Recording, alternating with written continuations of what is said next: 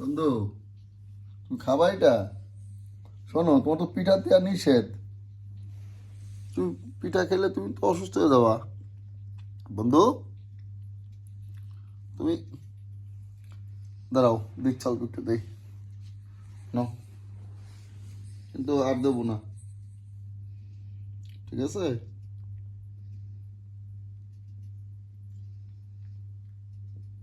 নাও। হুম, এই যে।